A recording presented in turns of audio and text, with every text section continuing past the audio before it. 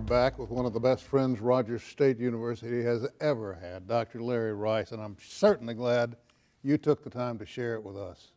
My pleasure, Sam. Thank you for giving me this platform. I love talking about Rogers State. I love talking about what we're doing in the sciences. We do a lot of other great things too. By the way, we have added a new master's degree in community counseling. You know, we're still young, but we're growing, and we've added this master's in community counseling, and we anticipate adding more graduate degrees as our faculty academic teams build them. Let's talk a little bit about the engineering side of it. Okay. What do we need? Well, we need money and space. So, you know, we have some folks on board that can start this. They're writing the curriculum, and so I suspect that, I anticipate that the curriculum will be put in place, and I'll take it to the OU board in May, and once they approve it, then I'll take it to the Oklahoma State Regents, probably within the 30 days or so of the June meeting, whenever they meet again. And so the curriculum has to come up from the academic side, and then I'll take it once the academic folks have blessed it.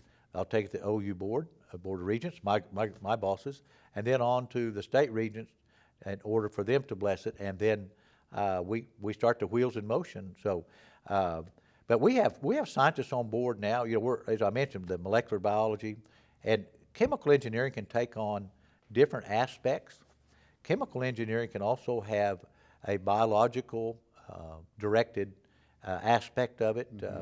In fact, And a lot of people don't understand that. and I'm telling you, I'm way out of my lane here because I'm not a chemical engineer. But chemical engineering can, you know, it can be an analytics. It can be a lot of other subcomponents besides just pure chemical engineering. And so, almost all degrees that we develop have options.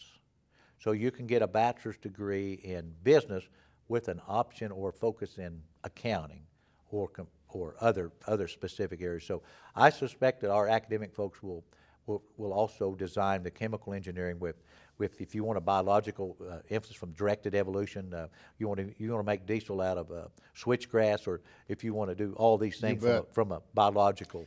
And you know, it's interesting too, because when I read about this and saw the frontier of engineering that you just mentioned, there's also a demand for that particular degree. Yes. Within the FBI. I did not, probably in the forensic side of it. Exactly. Yes. Yeah. So Exactly. was not aware of that, but you know, chemical engineering has a broad application, and so when we had a series of stakeholder meetings with Tulsa Port, Tulsa, the Mid-America Industrial Park. By the way, all these folks have submitted letters of support for this building, with the Claremore Industrial Park, as well as the Claremore Economic Aren't you Development. proud of that park? We are. Oh my goodness, we're proud of these, and because that's where our students go to work. Yeah. And we got a great pipeline now into ConocoPhillips and in Bartlesville through Rogers State, but chemical engineering is a big deal, and it won't just happen overnight. But we'll start once we get the curriculum approved. Then we'll start doing those introductory courses, whether it's in analytics or the biology side or the chemical side, because if some of these proposed new operations come to fruition in Mid-America Industrial Park, one of the companies that we believe that's looking at the park is this battery, and The new electric battery. Battery. Yeah. And so lots of chemical engineering there, and so we're excited about that. This is a new frontier for us, but as we grow, you know, we're only 21 years old. Give us another 21 years and a little money, and we're going to be quite a participant in providing a workforce in Northeast Oklahoma. You know, and the image of the engineer has changed so much too. I recall back in the 60s when I was, you know, a student.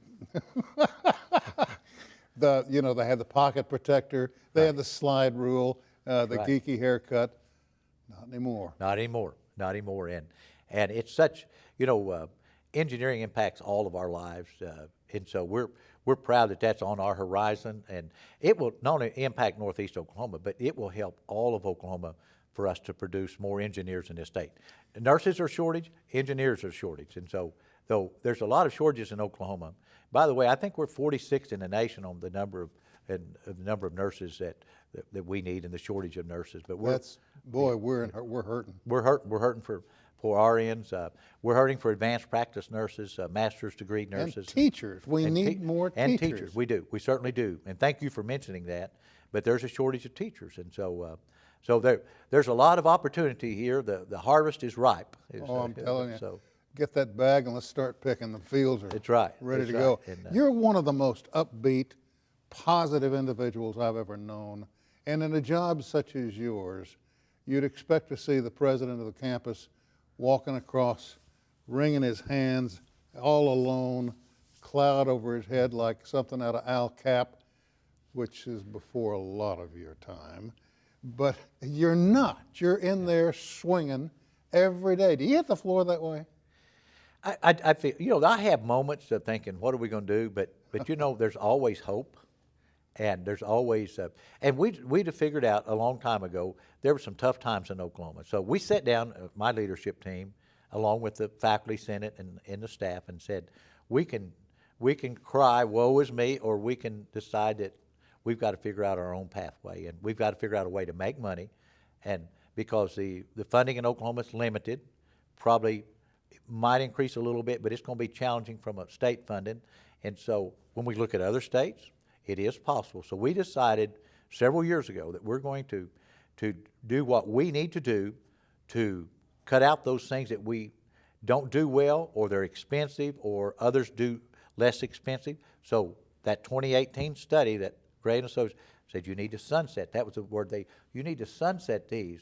You need to augment these, and you need to add these. And so we decided that we'd chart our own course, and I always tell people, if we ever get money, we're going to be dangerous. but there's some watershed moments that are happening, and things that just boost your spirits. The other day, one of our Oklahoma Military Academy alums teased us a little bit and said, I've sent you a care package, in so many words.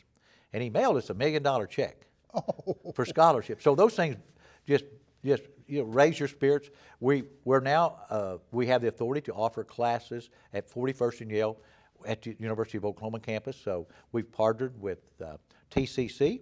They'll do 2 years. We'll do 2 years, and then we'll ship them off to OU Tulsa for a graduate program. So there's always, and even through COVID, this television station and our faculty and staff, they found new ways to make things happen because of COVID and the fact that there were so many schools shut down. Mm-hmm. Some of the area schools, Claremore Sequoia was the first one, come to Roll and said, if you can teach Cherokee 1 and 2 through RSU TV, why can't you help us? I just fixing to go to that. And so we did. And then Tulsa Public Schools said, if you can help Claremore Sequoia, why can't you help us?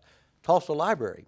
And so the Cherokees have been our partner, and let me hasten to say that they've funded a lot of what Roll has done in the distance education. Mm-hmm. And by the way, when Dr. Mosier 30, 40 years ago envisioned this station, it was to deliver educational content. Long before there was an internet, we had an antenna. So we're back to that original We're not only teaching Cherokee 1 and 2 on this station, soon to be Cherokee 3. And we're also offering other academic courses through RSU TV. But the COVID made us be creative. And we're talking about Royal Ailes, who is the general manager. He's done a yeoman's job here. Yes, but our faculty embraced that idea. So faculty come to this studio and pre-record, the academics, whether it's psychology, sociology, whatever, English, whatever the subject matter that Royal's going to, or RSU TV is going to air. We have our faculty. They come in the summer times and get and do the prep work and record all of these lessons. And so you can watch. You can get delivered by just plain old antenna from RSU TV. Of course, RSU TV is, they're on the air. They're on the satellite. We have blended courses through RSU. You can watch them online. There's a variety of ways. But the Cherokees were interested in this because in a lot of rural Oklahoma, there's not a lot of connectivity. But if you got an old-fashioned antenna that you and I grew up with, you can take a course through RSU television. Back when Wilma Mankiller was alive, she and Charlie Soap were friends of ours, and Charlie still is. But Wilma said that one of the main things that they had to do then, and she jumped on this, was to get water to the rural communities of the Cherokee people. And the other tribes are facing similar hardships, and when they see this station do what it's doing now, they're going to say, hey, we got a friend. We got a friend, and you watch. That's right. The Cherokees, and the other tribes too, but the Cherokees have been one of the largest supporters. Yeah. And because of their encouragement to teach Cherokee 1 and 2, we were well positioned when COVID hit to pivot and do other things. And so we're excited about that. And one final comment, the Cherokees, through our partnership with them, we're going to start offering Cherokee 1 and 2. We got a special authority from the Oklahoma State Regents for higher education to offer some Cherokee 1 and 2 to the Cherokee students in the 9th and 10th grade. And you have to have special permission to do that. That's so, right. So another watershed moment, another moment. I in our hope you're history. keeping track of these watershed moments, because somebody needs to have Somebody, hash but, marks yeah. set up. Listen, Yeah. my best to your wife Thank you. and your 3 grandchildren, who are students here, by the way, Thank you. and that keeps your wallet flat. Yeah. Do we have 30 seconds? Yeah.